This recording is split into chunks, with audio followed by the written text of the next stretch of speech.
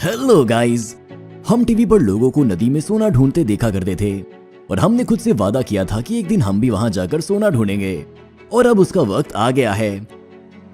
तो चलिए अपना सामान पैक करते हैं और कैरेबियन द्वीपों के लिए उड़ान भरते हैं। जी हाँ, दुनिया के दूसरे छोर पर जहां पायरेट्स ऑफ द कैरेबियन एक बार तैर कर गए थे।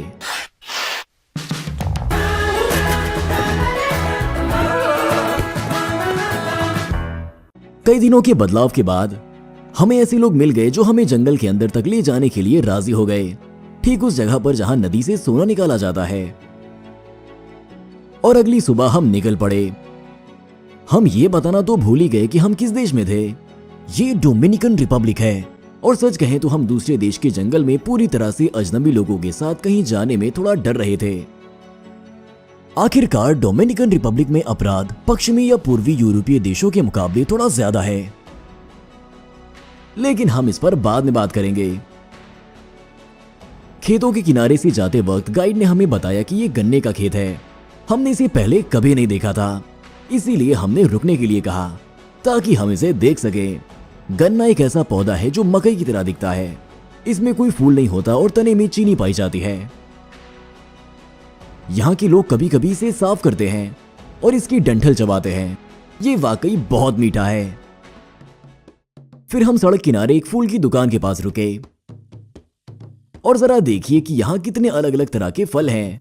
ये हमारे लिए बहुत अलग चीज है, लेकिन इनके लिए ये एक आम चीज है। यहाँ कितने सारे आम और दूसरे फल हैं। केले जमीन पर पड़े हुए हैं। वैसे आमतौर पर यहाँ सेब नहीं उगते हैं और इसीलिए ये दुकानों में बहुत महंगे मिलते हैं।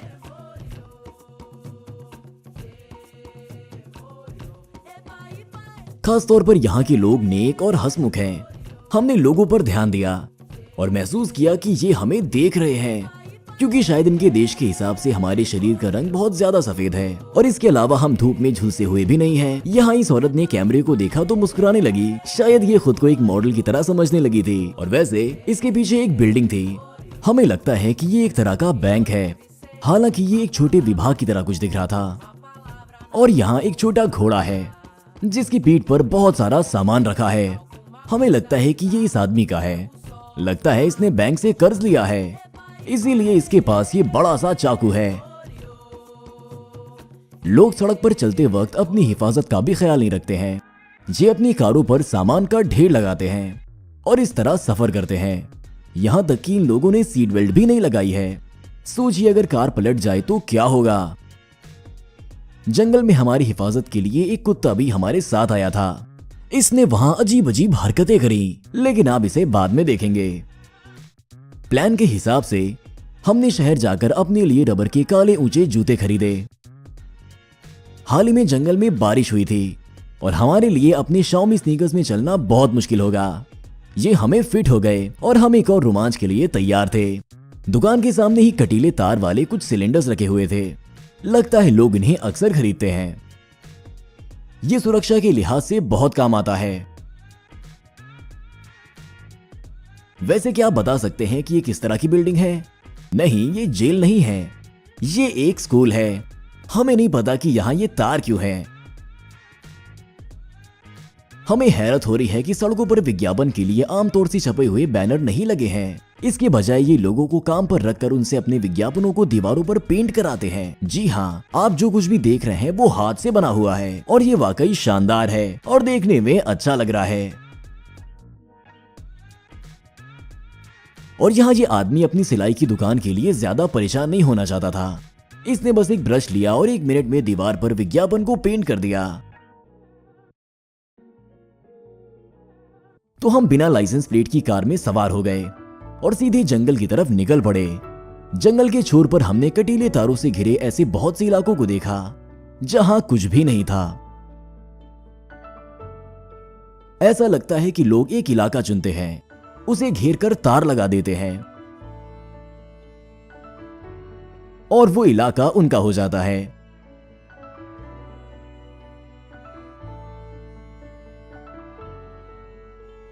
अच्छा मौसम होने की वजह से रास्ते में कई लकड़ी के खंभों में छोटी छोटी पत्तियां आ गई थी और अब इसमें पौधे उग रहे हैं। तो यहाँ इस तरह का बाड़ा है।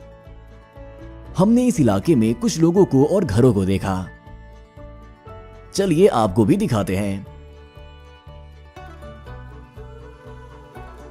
हमारे गाइड ने इनसे पूछा कि क्या इनके इलाके में आना और वीडियो रिकॉर्ड करना मुमकिन है।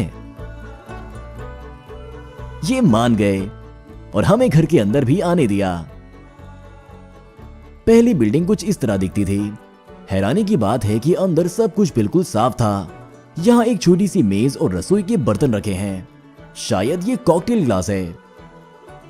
और यहाँ फर्श पर बहुत सारे अनानास हैं और इसमें कोई हैरत नहीं है क्योंकि यहाँ आम और अनानास जंगल में उगते हैं, ठीक वैसे ही जैसे हमारे देशों में जंगल में मशरूम उगते हैं। इसके बाद इस चमकते गुलाबी पर्दे में एक बड़े बिस्तर के साथ एक बेडरूम है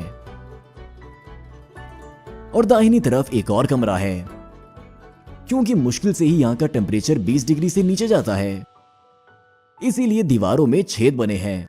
यहाँ पूरे साल गर्मी होती है और इन लोगों ने कभी बर्फ नहीं देखी है। अगली बिल्डिंग में एक किचन था, लेकिन यहाँ माइक्रोवेव या गैस स्टोव नहीं था, यहाँ तक कि एक टेबल भी नहीं थी। आग सीधे फर्श पर जलाई जाती थी और एक मुर्गा है जो ध्यान रख रहा है कि इसमें से पानी ना बहे। यकीनन किसी और के बर्तन को खोलकर देखना बहुत बुरी बात है, लेकिन हमें इसमें काफी दिलचस्पी है कि इसके अंदर आखिर क्या है। ये कुछ आलू की तरह दिख रहा है, शायद शकरकंद हो। आपको क्या लगता है? हमें तो ठीक से समझ नहीं आया, लेकिन जब हमने ये देखा तो हमें लगा कि यहाँ के हालात बहुत अच्छे नहीं हैं। लेकिन इनके पास जो भी है ये लोग उससे खुश हैं। टीवी, बिजली, नए तरह के कपड़े और खूबसूरत हेयर स्टाइल्स के बिना भी ये लोग खुश हैं। हमें ऐसा लगता है कि जिसके पास जितना होता है उसे उतनी ही ज्यादा खुशी की कमी होती है। हमने इन्हें अलविदा कहा और कार की तरफ जाने लगे। रास्ते में हमने गाय के गोबर की खदान पर पैर रख दिया। बेशक हमें ये पसंद नहीं आया, लेकिन शायद ये एक इशारा है, एक इशारा की सोना और रोमांच हमारा इंतजार कर रहे हैं। सड़क खत्म हो गई है और अब हम सिर्फ पैदल ही जा सकते हैं। हमने अपने काले जूते पहने और जंगल में चल दिए, जहाँ सबसे दिलचस्प चीज हमारा इंतजार कर रही है। हमारे सभी कारनामों को एक वीडियो में दिखाना मुमकिन नहीं है, इसीलिए हम पहले से ही दूसरे पार्ट की तैयारी कर रहे हैं, जिसे हम बहुत जल्द ही रिलीज करेंगे।